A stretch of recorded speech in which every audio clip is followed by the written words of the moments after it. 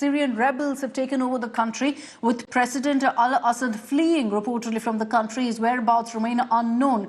Assad reportedly has fled Syria after rebels entered into the outskirts of the country's capital. They've now, of course, completely taken over Damascus. Amid this, the Syrian military has announced that Assad's decades-long authoritarian rule has ended.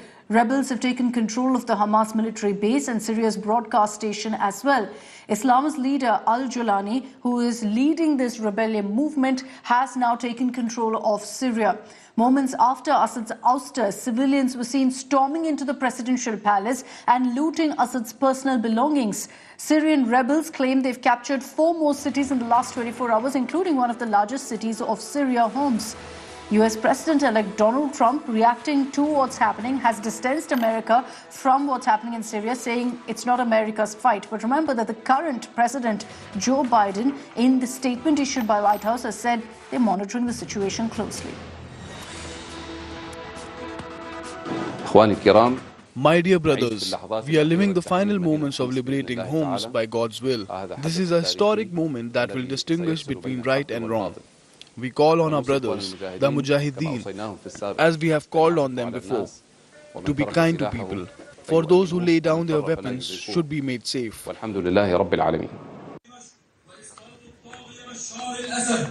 وإطلاق سراح جميع المعتقلين المظلومين من سجون النظام.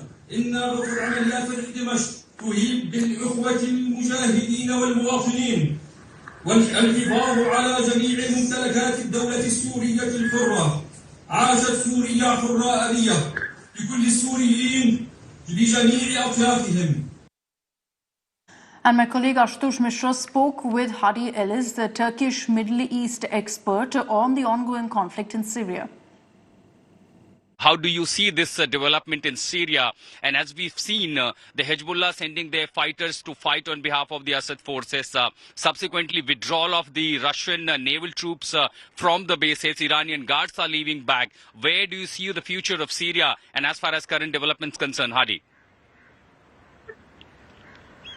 Now, as usual, when a regime is overthrown, there is a transition period.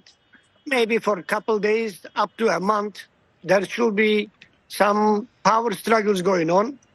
But what I see, Turkey succeeded in overthrowing Assad with state sponsorship of Islamist terrorists. This guy, Mohammed al-Jolani, is Syrian al-Qaeda, and he is leader of HTS, but they are not rebels. Many of those involved are not Syrians, and they are not even Arabs.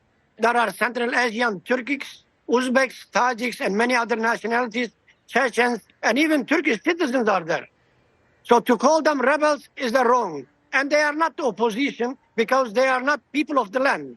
If we given to understand that probably the President Assad could have left Damascus, where are the possibilities you see for him to take refuge or asylum in that case? Because what we see, the Jordan, the Egypt, the Saudi Arabia, the Iranian, they all had a meeting in Doha yesterday to discuss the future of Syria. And whereas the opposition parties in Syria, Damascus, are saying that they will work on the political stability. So in that case, where do you see Assad headed to?